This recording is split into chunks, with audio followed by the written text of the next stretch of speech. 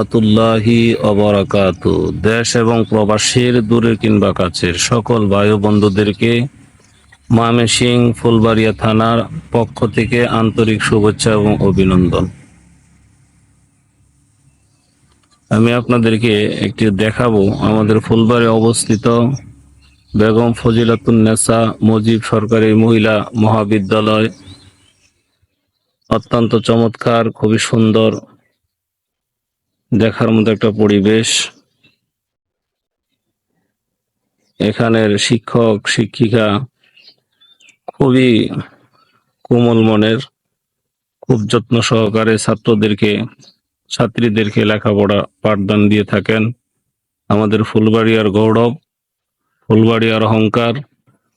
আল্লাহ সুবহানাহু তাআলা আমাদের ফুলবাড়িয়াতে এই কলেজটি সরকারিকরণ করা হয়েছে।